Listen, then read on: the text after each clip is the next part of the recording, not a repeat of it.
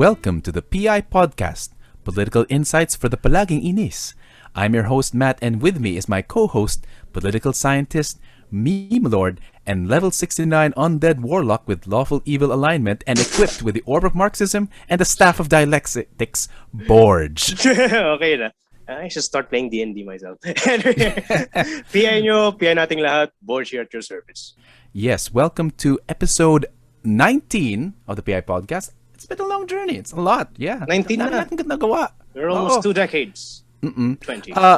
Yeah. But before we move on, we'd like to promote a particular new experiment we're doing. It's called the PI Raw, where we have unplanned and unedited content and discussions, particularly this one about everything is political. What can you say about that one, Borge? Yeah, we discussed that. That was relatively cool. It's the first time that we tried an unplanned, unscripted. But then again, that PI Raw had been stewing for the past few months since we have started discussing everything is political. So, para siyang adobong matagal lang nasa ref. And hopefully, government standard adobo. Anyway, nalala ko pa yun. Anyway, the funny thing is that there were two discussions. One was in everything's political, and two, also how art is inherently political. And so those are two questions. I think the latter wasn't as fully fleshed out, and so it's a continuing discussion we might have for the next few episodes. But for now, I think this one we are returning to our old concept, which is PI Pilm Institute, where we review a particular film, and this film is Tililing. You remember when we discussed Tililing before this episode? Yeah. I think we have one slice on psychological health here in the Philippines, especially the rise of health awareness mentality. Then again, I think we argued that we don't have the right vocabulary to properly integrate such concerns into our society. And this movie, I think we watched it together. We chose this movie because it basically embodies the problem, shared problem of misunderstanding and looking at mental health as a taboo still for most parts of the Philippine society. Right. So this movie more or less is a satirical take on that issue. And we have decided to use it as one of our key cases in trying to understand if art is political. It's a good jumping point because it is an extreme case. It's not a regular film. Because last time we talked about rom-coms, the romantic comedies, which is a mainstream, and there are a lot of them. And this one is an extreme case because it was highly controversial, and it came out, if I'm not mistaken, March or April. March, I think. Yeah. And it's been a long time since we got to it, and we decided to get to it, because it's, again, it's not, number one, it's not an easy thing to watch. And we realized that the moment that the movie started, it's not an easy watch. And most reviews universally panned it. So they hated it. And so all the more it made this interesting for us. Because one thing that we share is that we do believe and love in Philippine movies, just perhaps in different ways, and hopefully we can shed a light on this. I hate that phrase, but clarify, elaborate, and to dissect and to even ease out the interesting themes from this material. So Tililing, which is a derogatory term for someone who is suffering from mental health issues, usually meaning insane, crazy, etc. It's joined by other words such as may sapak, ganun, may sira, maluwag ang tornilyo. So I think we gave a survey of that one during our Slice of Pie, so better check it out. I think we made a list of those. And of course, because this is an in-depth review, of course, spoilers for those who plan to watch it or maybe who have not watched it. But hopefully this will inspired to watch it anyway with fresh eyes, even though you haven't watched it. So, yeah. Anyway, I don't think we'll provide the ending of it. So, all right, minimal spoilers. So we'll be discussing, of course, important details, but of course to highlight the themes, not the whole movie per se. So of course, for that, go ahead and watch it yourself. It's somewhere out there in the internet. We're not sponsored, so but hopefully, we'll send some links where you. Yeah, well, yeah. All right. So let's start with a summary. First, the movie starts with three female intern nurses who are assigned to a mental institution, and of course, it cuts back and forth between their first night of the assignment and their on-the-job training orientation, and eventually, and where they see regular, like, the inmates being treated, being hosed, being herded like animals, and eventually, of course, their main task is for them to give medication to three top special patients, much more, how you say, delicate cases compared to the rest. And of course, if they're also assigned not only to give them medication but also to diagnose their mental condition. And if they're able to do that, they'll be able to graduate. There's even one who took 7 years before he was able to graduate in her internship. And eventually the climax is, or the turning point of that is, eventually the inmates took over the asylum. That happens many times with similar movies. and so they had to accomplish their task while all the inmates were just dancing and flailing around. So of course you can see that it's a dehumanizing. But eventually, once they meet the star patients, quote unquote, which are played by Gina Pareño, Baron Geisler and Chad Kinis, three of more or less star-studded actors in the cast. They realize that there is more to learn to these people than their craziness. So, did I miss anything out, George? In the Yeah, I think that's fair. That's fair. So minimal spoilers. Yeah. So, what are your impressions when you watch this? I think, well, we watched it together, but just on your end. It was, well, first, cinematography wise, it was something new. To an extent, it was a bit too much on the eyes. And I think they gave a warning about those suffering convulsions should not watch this due to flashing images. So so cinematography wise, that's that. Story wise, the main themes, to an extent, the main characters and the main patients do come in pairs. So the interns were paired with very interesting cases. But the main impression I got would be first, it's a question of where does insanity come from? Where does insanity come from?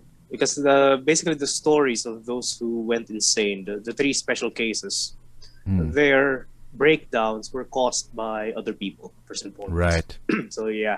So their insanity they weren't born that way. Yeah, they were not born that way. Yeah, caused out of pain that they were caused. By their positions in society, their experiences.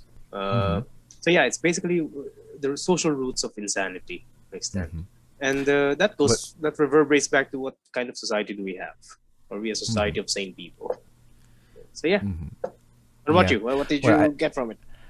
Well, as someone who is familiar with Daryl Yap's work, by the way, the director and writer of this, the auteur behind this, is a controversial figure known as Daryl Yap. And he has created a lot of controversial, triggering, even politically incorrect content, mostly known for videos of, like, even students screaming about their classmates for not doing their work, or nagpapabuhat sa thesis, or even students screaming at their teachers screaming at their students, even in the time of pandemic. A lot of people had mixed reactions. Some enjoyed it, others did not. There's another movie, Gluta, wherein an Aita, who's known as having a dark skin, is now desiring to have her skin whitened through glutathione. Jesus. Yeah, that's one. Another one is portraying Sharon Cuneta, Ate Shawi, who was known as a protagonist in the 90s, for all of a sudden having a midlife crisis and suddenly getting body shots from Marco Gumaba, who is known for being a young stud, a young up-and-coming sexy actor. So, in other words, very controversial, very eye-opening stuff. But some people say he's doing it for the sake of, again, for the attention. Knowing his work, you expect outrageous stuff. And what we saw definitely was literally outrageous. Crazy stuff. Literally people peeing on each other, throwing poop at each other, literal excrement, shit, tae, literal na tae. It's like, holy crap. This is, again, it's difficult to imagine. This is done in through the digital. It's distributed digitally, and it was produced during the pandemic. So of course that's interesting. But so there's a lot of limitations for this work. But at the same time, it's difficult to imagine this being in the theaters because there's a lot of stuff you don't normally see. You don't normally see people cursing each other, saying like the I word, putang ina, like that over and over, gago, etc. All the curse words. So it's difficult for a regular moviegoer to go through. And it's ugly, it's loud. They shout at each other a lot. They do not have indoor voices, but I think what we'll go through is that there is something perhaps maybe worthwhile as a kernel of or diamond in the rough. Kahit sa nilaan tayo ng putik, may kahit isang I found it relatively fascinating, really. But then again, I'm a fan of satirical work, so right. Such is not unusual for me. Right. So to those who are familiar with surrealist movies, surrealist films, or extreme satirical films, this would be fine. It would be fine. And the thing is, a lot of Philippine movies, I think, have been, because they are market driven. It's mainly to gain money. There's not a lot of examples of filmmakers taking risks like that, especially dealing with excrement and cursing, etc. In fact, there are a lot of people who are turned off by Daryl Yap because he is so liberal in writing curse words into the script. Madaming tao na minsan natutuwa pero yung iba na nadidiri sa kanya eh. So in a way, we have to perhaps cut through that and say, is this worth sitting through curses? Because there is value to having like dirty and explicit content.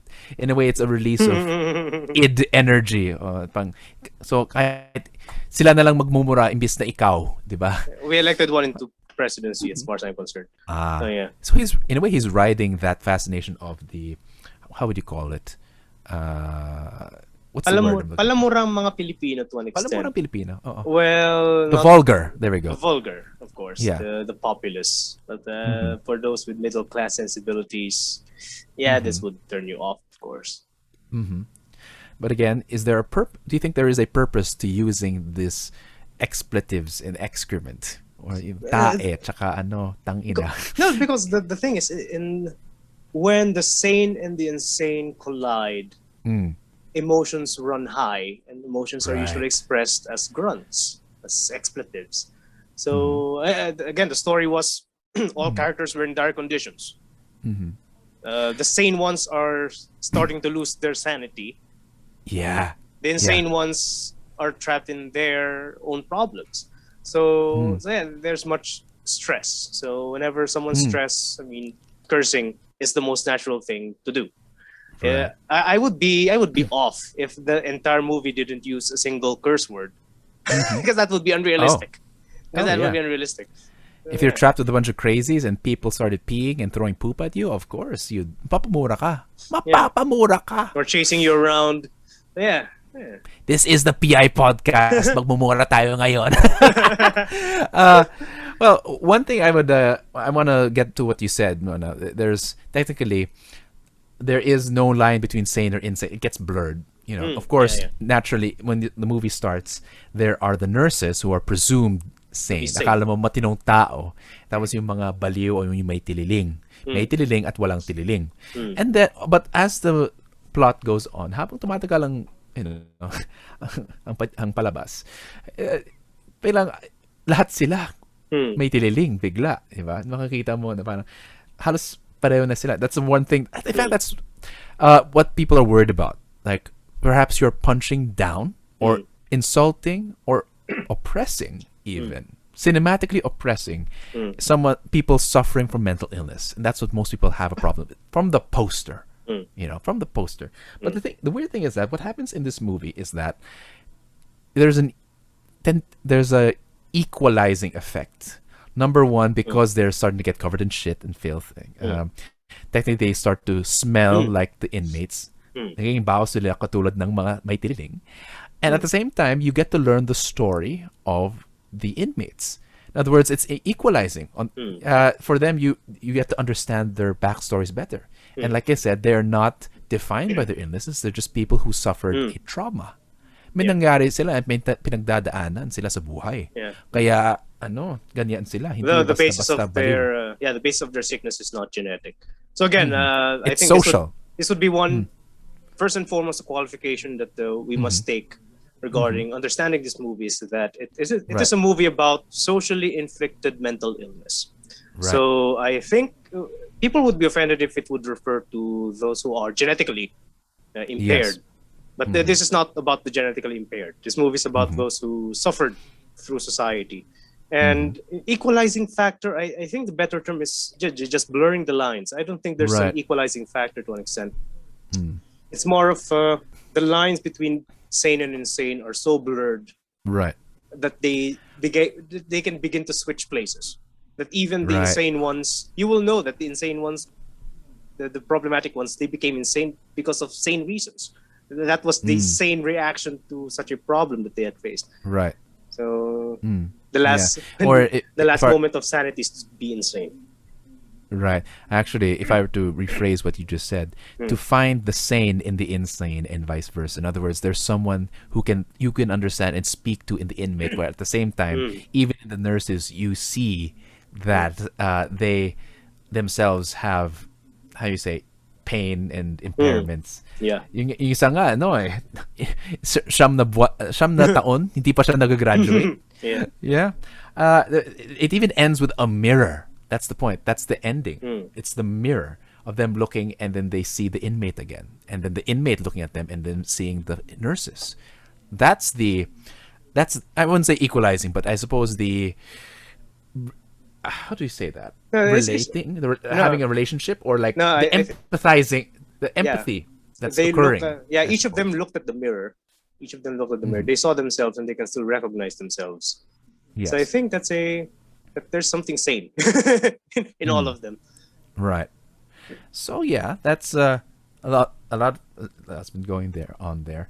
I suppose one thing that we have to say before we move on is this a political piece? And if so, of course, as a piece of cinema, it is a piece of art.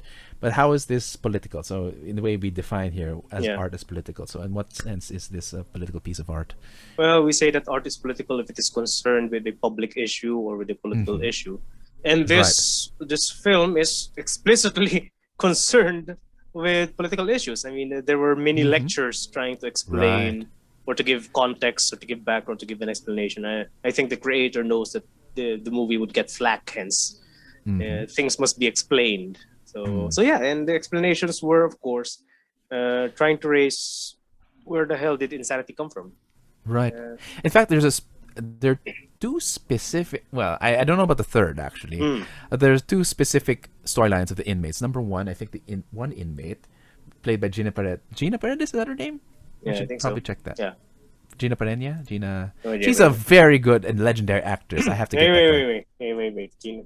Gina Pareño. Gina Pareño. Sorry, Gina Pareño. Yeah, great actress. She's actually She plays an inmate who was raped as a comfort woman by the Japanese, and as a result, because she was in the comfort women camp, she was not able to meet her true love. So that's why she went insane. Still waiting. No, wait. No. Is that right? No, not right.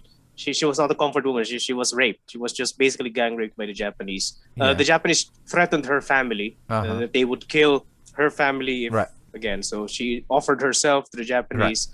But when she returned home, her husband didn't open the door.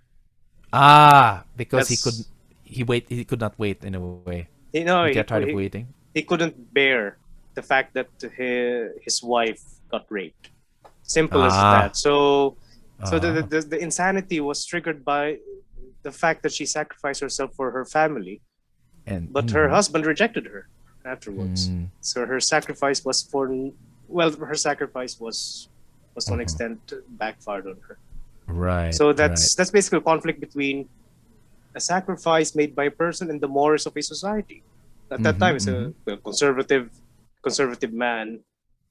If you want to hold your head up high, if you still want to have a sense of pride, and your wife is already dirtied by foreigners, so he closed the door.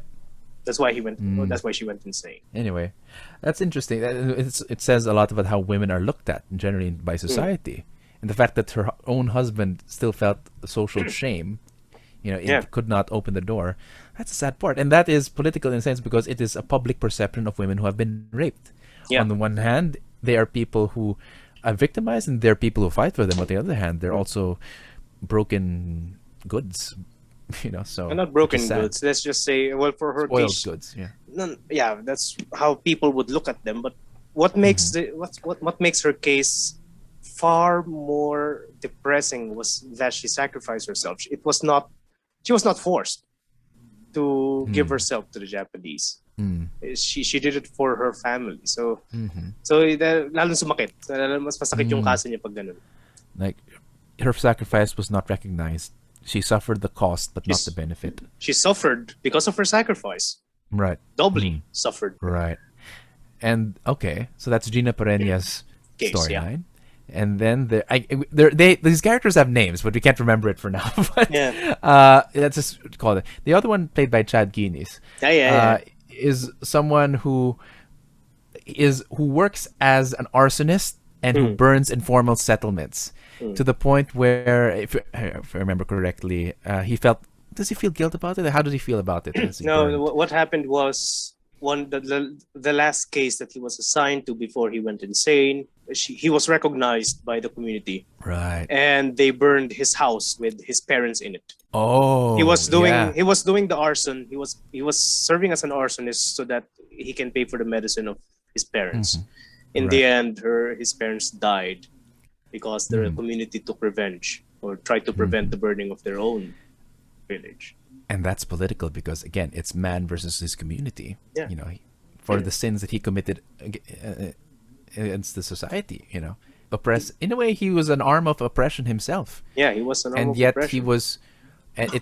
He suffered the wrath of the oppressed fighting back. Yeah. So that's interesting. Yeah. I can't remember. I'm not sure we're doing the third one in justice. Let's just say it like in a way. It is, again, art is political because it refers to an issue with regards to the public. Public issues. Literally, social institutions like government or community, social morality, etc. What do you remember about Baron Geisler's? Oh yeah, that one is a bit more personal, really. So that's the deviant case to an extent. So I think he was the one who was physically abused by his father to an extent that he basically lost his childhood. And so he's trying to stay in his childhood or regain his childhood by being like a Peter Pan. He literally his name is Peter, and that's what I remember. Yeah. So so that's a deviant case, but at the same time, yeah, we live in a society wherein childhood is being slowly deprived. Abuse is not only physical. His case was physical. His case was a physical one, so he will be hanged upside down by his father and beaten. So, but abuse at this point is becoming more and more subtle. I mean, forcing your students to be top achievers, top notchers in their schools at a very young age, forcing them to study, on so on and so forth. The trope of the Asian parent has its roots on such. I did not see that. That's just basically abuse, as far as I'm concerned. Ooh, abuse is not only about physical. As far as I'm concerned, abuse is about depriving a child of his or her childhood. And yet, you see a lot of young adults now trying to make up for lost time and purchasing toys and video games and childish hobbies to express that suppressed childhood. Yeah. So I suppose that's the social dimension of that. Good. Everyone wants to be Peter Pan at this millennium because they have lost their childhood. Why did they lose their childhood? So many cases, probably poverty would be there, working at an early age would be there, overbearing parents would be there, physical abuse would be there. But there are so many ways to abuse children as long as they lose their childhood. Huh. So yeah. All right. Interesting. So those are our readings on the three timelines, literally. You can watch it for yourself, the actual dramatic exposition. But the way we narrate it, it's actually quite deep. But the thing is, one thing that gets in the way of these stories, and these stories on its own are quite compelling, but why did it have to involve literal shit or literal like overacting man-child like Baron Geisler, who is famous for public mental breakdowns actually, which is funny because he His acting plays was an great. actual one, right? It's convincing because he lived it, I think. But I suppose let's move on to the next theme, which is satire and art, and let's define satire a bit. It was built in a vehicle that is meant to be ridiculous, and to be literally vulgar. It's a vulgar type of satire, and violently almost as so well. satire what is is, satire? Yeah. Well, satire is the use of humor, irony, and exaggeration. So that's the key point here. That's why they're like that. Exaggerates, basically to ridicule or to critique or to expose the limitations of human beings in a social or political context. That's basically satire. So satirists, well, we have Voltaire. Right. Candide would be one of the first masterpieces of satire. Or technically, the greatest novels that our country has produced, El Fili and Noli Me Tangere, by Rizal. Was there humor in it? Even there are satirical elements. What? Was there humor in it? Well, you may not find it funny, but I suppose he intended, and people read into it saying, it was... There's a bit of comedy and ridiculing, particularly number one, Padre Damaso. Why did it have to be fat? He's normally portrayed as fat. Yeah. To the Doña Consolacion and Doña Victorina, the two old maids fighting. They're both privileged, but both ugly women. And then you have literally... Yung asawa ni Maria Clara yata namatay dahil may sakit sa puwit eh. Oh my. Well, that's true. So, literally, at least, satire comfortably occupies the space between politics and art. Because technically, when you have... Art, of course, is described as at least as expression or of creativity. It could be anything. It could depict beauty. A lot of times we think of art as something beautiful, but it can also use things that are not so beautiful. It could be grotesque, it could be vulgar, and usually it's used for political tools or political change when it portrays society as such, as something that is ugly, usually through this form of satire, which exaggerates again certain elements like stupidity, like curse words, like illness, mental illness. So at least then satire is in between art and politics for a particular, I suppose, purpose or message. And I think the message is what we're trying to decode here. So Tililing is a form of satire in a way because it's trying to... What do you think it's trying to do with I think it's just satire? It's opening the public's eye on certain issues. So it's not one-dimensional. It's not propaganda. It's not conveying one single message. What it does is to introduce certain questions. Introduce certain questions. First and foremost, what's the line between sane and insane? Or what's the root of insanity? What's the social root of insanity? So power is also one thing that is in the movie with the fat overseer the manager, right? Supervisor, Headmistress, governess, I think. Yeah. And it's literally no one literally dresses. If you see the governess, quote unquote, she is modern, patterned after like a British style governess with a long dress. So no one in the Philippines dresses like that, and yet clearly it's to perhaps add to the theatrics. There are literally people like synchronized dancing. No mental hospital would have synchronized dancing unless they do. So I don't know. That's part of Philippine movies anyway. Or even Indian movies actually synchronize dancing. So or that's the satirical part. Yeah, the humorous part.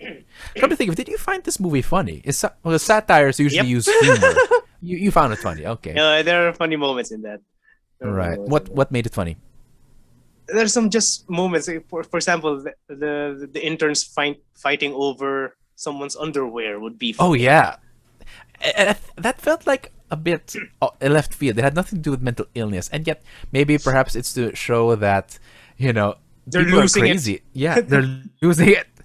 Oh, God. And that was a crucial point. That's the point where the interns are starting to lose it themselves. Yeah. No, I mean this is no, the fact that one of them was wearing the underwear of the other Yeah, means that they were already. This was preceded the incident. In other words, they were crazy before the lockdown happened. So, yeah, I suppose that's the major message, at least right now, that is humorously and consistently expressed, is that the line between sane and insane is not that big. In fact, I think that's the important thing. If I were to quote Alan Moore's The Killing Joke, where he has his take on the Joker, he says that according to the Joker, everyone is just one bad day away from becoming like me, like a murderous psychopath, crazy person. In other words, all it takes is one bad day.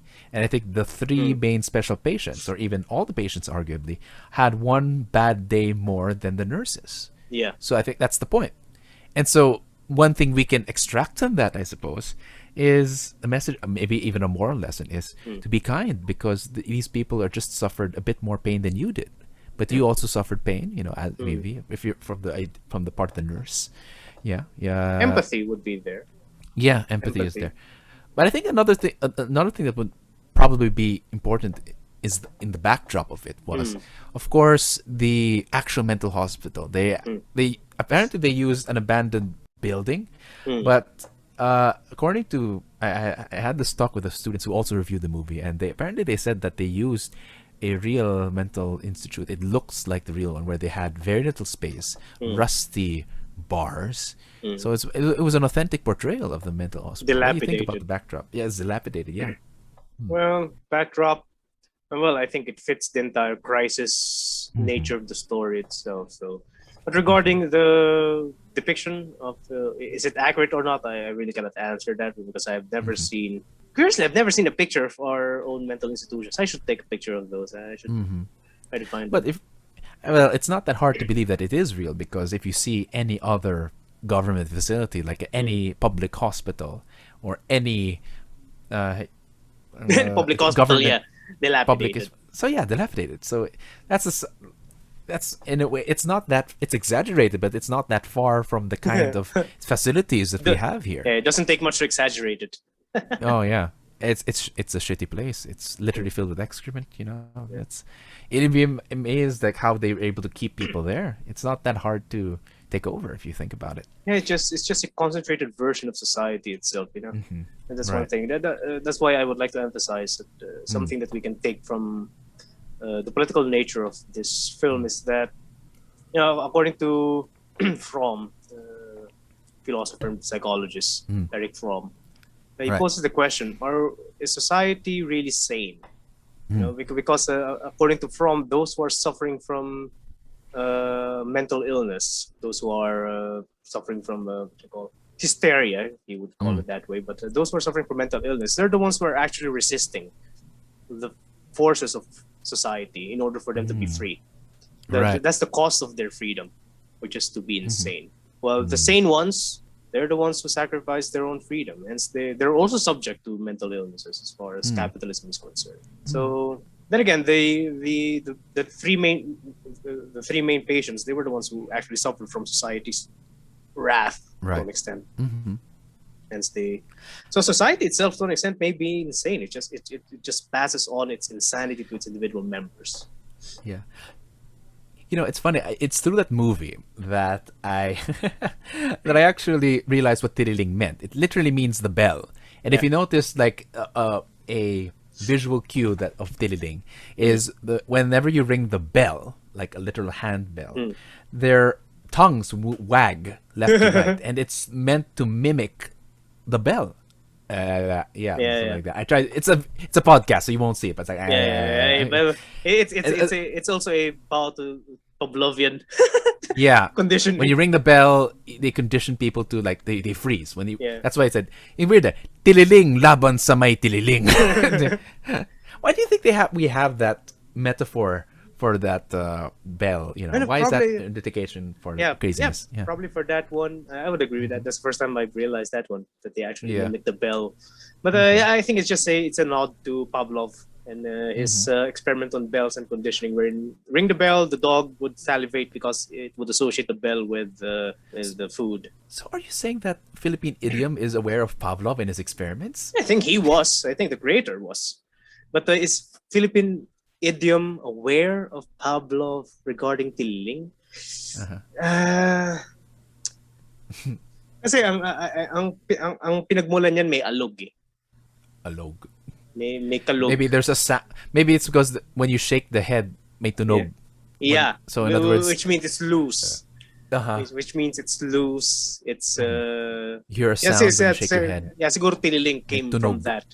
Yeah. Okay, Tililing came from that, but no, I don't think it's that idiom came from Pavlov. It's just a freak coincidence.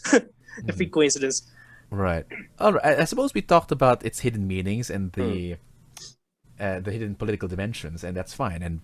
But what if there's some people say maybe we're just over intellectualizing? What if it's like a trash film? So maybe let's balance it out a bit. Like, what do you think were the flaws of the film?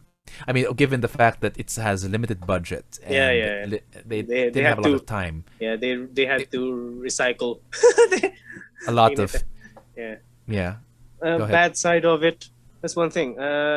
Okay, regarding your first question, what if it's just a trash film? The presence of those mini lectures more or less indicates otherwise. If those mini lectures, those narrative, the narrations, the narrations to explain. You mean the monologues? Yeah. Which, by the way, they used theatrical style. Like their visuals were very theatrical. Yeah, they used theater sets. All right. Yeah, the monologues to explain. If those monologues did not exist, then I would say that this is probably a trash film. But those monologues exist. And as long as they are there, I cannot really accept that this can be a trash film.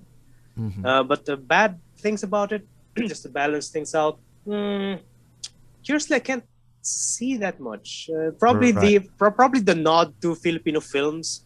But then again, that adds the Filipino flavor to it. The usual dance dance routines, the singing. That's basically caricature of Filipinos 80s 90s film. So even I can excuse that. Yeah, that will be the last film. So well, you go first. I don't know if I have anything bad to say about this. I mean, yeah, I like what you said. I think it's clear that they lacked the time and the production budget just to fill in like it's barely an hour and a half, but clearly they reuse a lot of scenes just to go back and forth. And it was a bit dizzying sometimes, and it took me out of it a bit. So clearly it's just to hammer over the head that remember this scene. So I think he's clearly trying to convey a deep message, but he knows his audience is not that used to that medium or his style. So he's literally just hammering his head with the visual cues. So I suppose he has a smart message, but he attracts a crowd that is not very refined, and he treats them as such, which I suppose it could be done better. I mean, as you and I are a bit more refined than his crowd, we kind of got the message a bit more, easier. So you didn't need to hammer it on. So that's one. Number two, I suppose I share the general concern with the use of the overuse of excrement, of body fluid.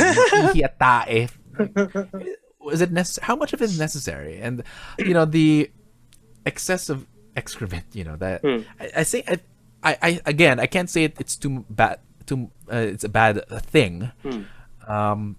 Because I actually appreciate, like you mentioned earlier, Monty Python, or even what's his name, John Waters, I think, who was a famous filmmaker who literally had featured drag queens eating excrement or eating shit, literally. John Waters, So yeah, and I respect people who, or even like Andy Warhol. Andy Warhol featured people also in literal trash, garbage. So it's funny that we don't actually have a lot of the people experimenting. And that's one thing that I appreciate this film for. It's to break. It's to break norms and to experiment, and that excites me. But as like many experiments, they do make unnecessary risks, and they end up sometimes alienating a lot of people. A lot of the critics did not get it. They cannot get the initial salvo of the shit. So it's not clearly not for everyone. But again, that's the risk for making a certain works. Certain works are not for everyone. But it is rewarding if you go through it. So that's what I have to say. Even in its flaws, there's something quirky and something you can appreciate it even for its flaws. The shit was contextualized. Mm-hmm. It's not random shit. I don't think it's an unnecessary risk. Because the shit was in the context of the intern, who was very clean, to an extent, well brought up, not exposed to the hardships of life. Right. What's the best way to give her a crash course on the life of the impoverished, rather than throwing shit at that? So it's contextualized, it's not too much. Now, regarding the piss, however, that was to an extent unnecessary. Funny. That was to an extent necessary to highlight the crisis part. You know, in Filipino culture, the worst crisis is to be in a jeepney while your bladder is full and in your middle of traffic. That's the worst struggle that any commuter can experience. Right. So they just translated that one into that crisis mode when they're running for hours. They're trying to escape. They're trying to find a space to recuperate, and one lost the battle at the expense of the rest. But I think I also think that's a bit too much to extend.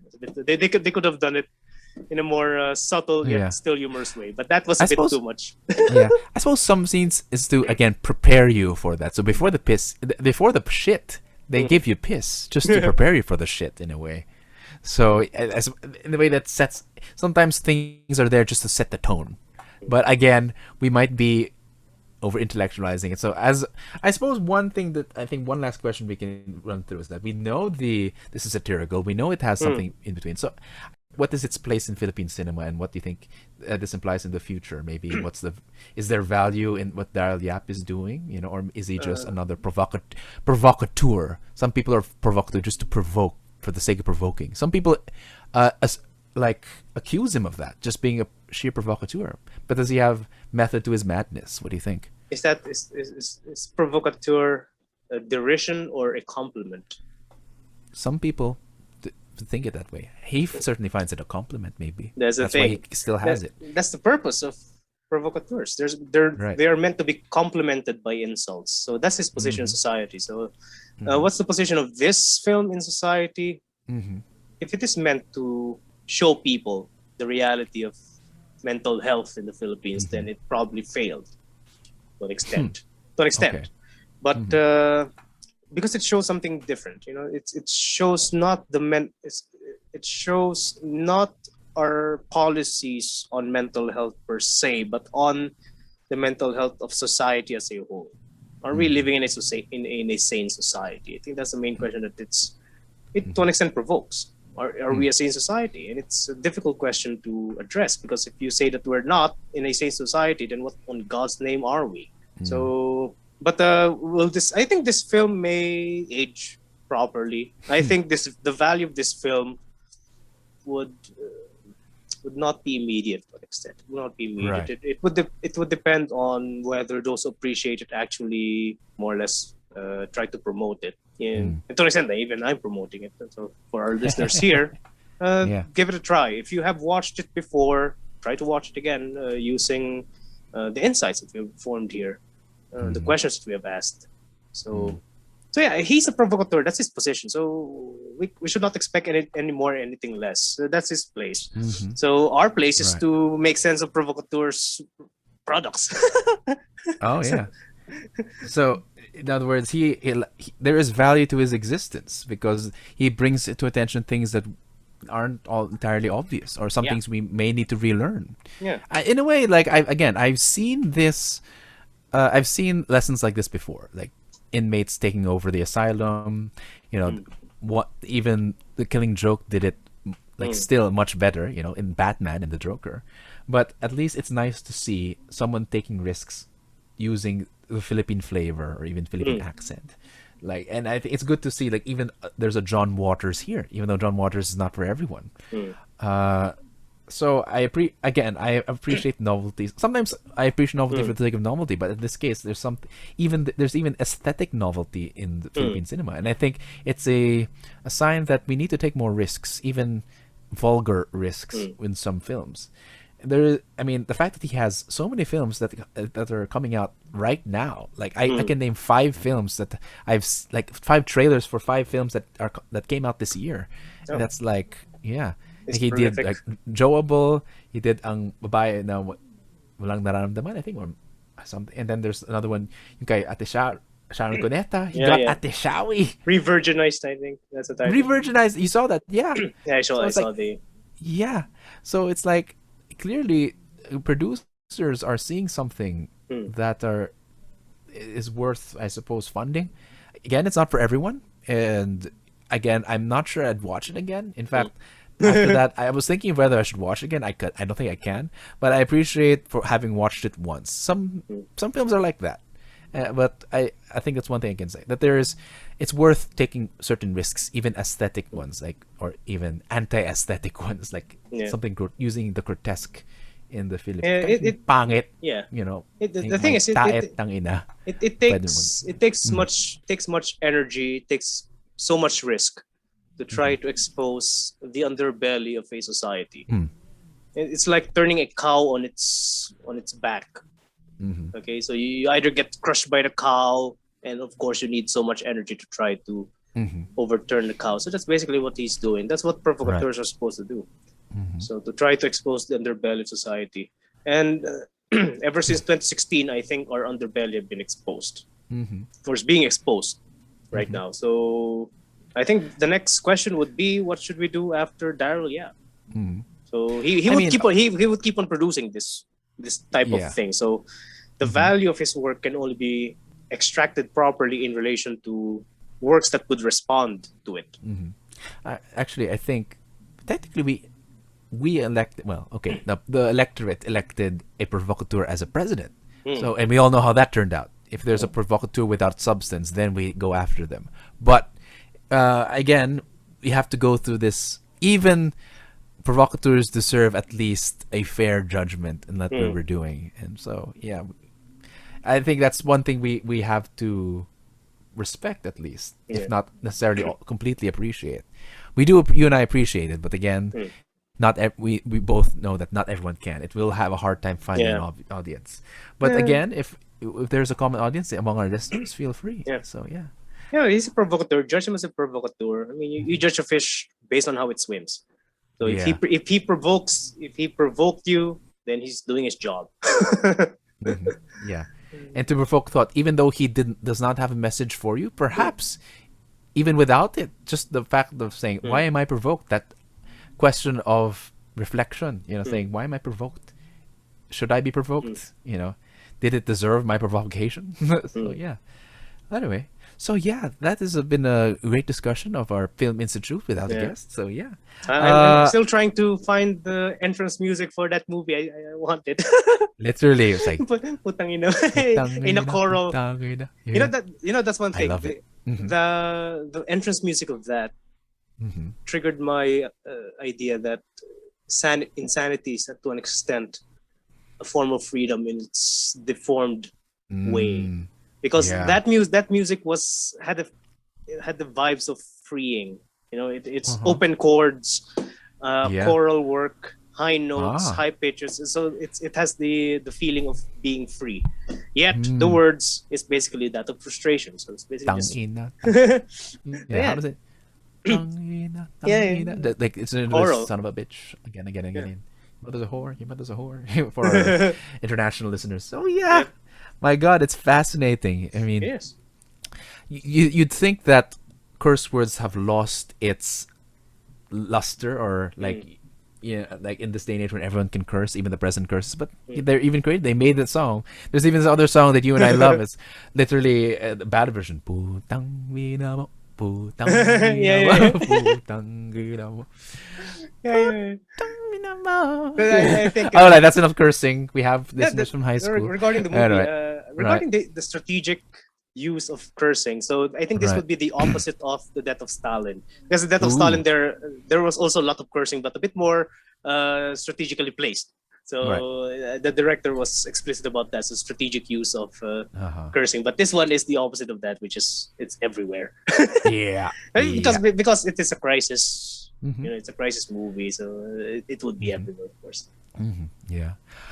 Okay. So I hope you enjoyed that discussion. If you have Yep. another movie to give us, please let us know. But for now, let's move on to recommendations.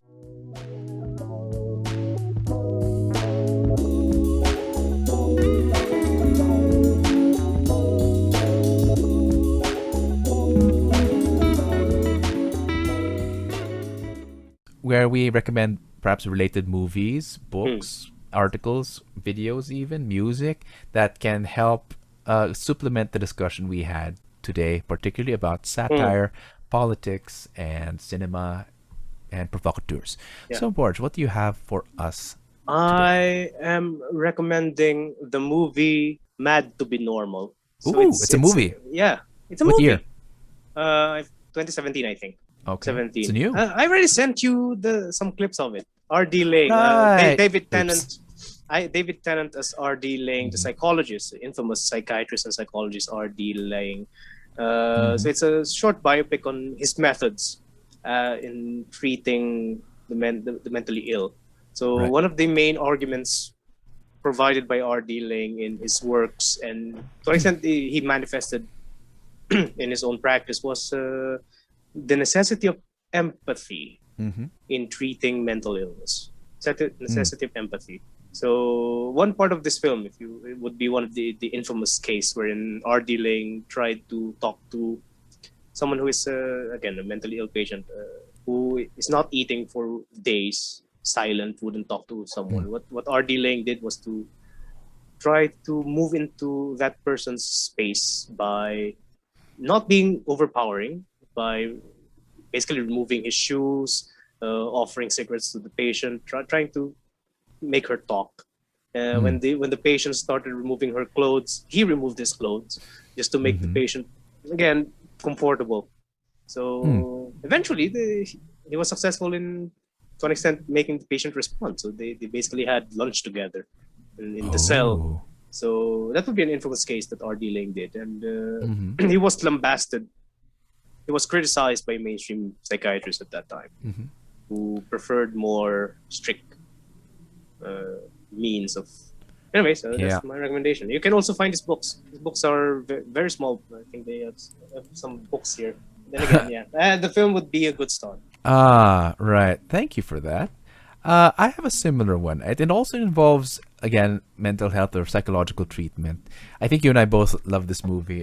It's called Equus, based on the play by Peter Yeah, Schaeffer. yeah. Based on the play by Peter Schaeffer, who also wrote Mozart, Amadeus. Amadeus, yeah. Amadeus, yeah. This one is, again, a story of Dr. Dysart, who meets this young boy named Alan Strang, who eventually ends up blinding horses. It's a very specific and weird thing. Why would the young man start naked? And again, the Dingle play dangle. is famous. The play is famous for featuring a young man, a young actor naked. And again, it got my attention first with Daniel Radcliffe was in the Dingle role of Alan dangle. Strang. Yeah, stop. Okay, so yeah, and yeah, so and why? And the dilemma of the film, weirdly, is that he starts getting fascinated with his patient, and he realized that perhaps he doesn't want to cure him. He doesn't want to cure him because his pain actually makes him more human. He's starting to feel and romanticize it, saying, but he's able to gallop. He's able to ride these horses. He's able to feel something greater, So it's like, why take that away from him? And in a way, insanity, again, like what you said, is a form of freedom. Why take away that freedom? And again, the counterpoint to that, again, I forget the character's name, but his friend said, Yeah, female he's in woman. pain. Yeah. That's the point. That's the tension. Should you cure him because of his insanity, which is in a way a beautiful art form? He's able to worship horses, actually. That's the thing. Before he blinded them, he worshipped these horses. I was like, why take that away from him? He is so free. And it's like, no, but he's also in pain. In a way, it's your doctor. It's your job to think. So that debate, I watched it all this time, and he claims at the end of the play and film, he claims that he did, but he feels guilty about it, and he feels haunted by it, haunted by Equus, who is the horse god. So that's another issue. Like, should we even cure these people, or are we simply is our empathy for the mentally ill also a form of mental illness? That's another possible thing. And this is one of my top 5 favorite movies of all Yeah. time. Yeah, I So, also like that movie. I should rewatch that. I need to starring reread. Richard Burton. Yeah, My Richard God. Burton. Yeah, got it. But yeah, regarding that one of my, we should have that as our next PI, Equus. I don't It's a know. Let's see. cool We'll one. see. Yeah, We'll we'll see. see. We'll see. But we'll recommend that. We're recommending that one as well. Yeah. But Erich Fromm would say, freedom in under a capitalist society is freedom that would be morphed.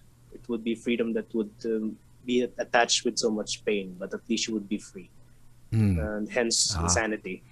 The problem would be the society itself. Can the society, can social norms, can practices, can social procedures actually facilitate freedom that need not have so much pain? Right. It need have In fact, so much cost. the one thing I find interesting with Dr. Dysart was that, is it really him being objective, or is he just jealous because Alan Strang, the young boy who blinds horses, feels more than he ever did? Because it's clear from the movie that he's in a loveless marriage. He meets people, crazy people every day, patients, and he doesn't feel anything. So I suppose it's just his form of illness, which is not feeling anything at all. Yeah. So then it's accentuated by meeting a patient who feels so much. Yeah. So I think that's what Peter Schaefer does. He loved putting extremes. He did that with Mozart and Salieri. And this time it's with Alan Strang and Dysart. Usually that's the thing. It's a learned old man observing a young, talented, free man. So it's like, that's his trope, I think, Peter Schaefer. But anyway, this is not about Peter Schaefer. It's about Tililing. But again, it's all about mental illness. So I think it's plays like this, even though the playwright may not himself be mentally ill. We don't know about that. But yeah, it's mental. The mental illness could be a metaphor for so many things, like representation of freedom and oppression. So it's a very interesting thing to think about, even with the mental health discourse right now. So hopefully we can learn about it. I think our mental health discourse would have been. We can say our mental health discourse is already in an advanced stage if we can produce that play here in the Philippines. We did. It was at 2010. Yeah, so I remember because was starring. I can't remember, but I don't think he acts anymore. That's why it was that bad. No, Philippine Repertory actually did in 2010. Oh, damn it! But the problem is, I don't think it was. Again, we still have a very conservative theater going. Yeah. So I don't think. Yeah, but hopefully we can stage Equus again. Hopefully, me as Dr. Dysart. Or I don't know, because I did not have the courage to play Alan Strang. It's 2000. It's 2000. Anyway. Found it. You found it. No, I remember it's 2010. I remember because anyway, it was after Daniel Radcliffe, so we were following suit. All right. Okay. Well, that was a full episode. I'm actually happy how that turned out. So yeah, if you have a movie to suggest, please let us know for our next Pilm Institute, or even a question on things and politics and philosophy in general.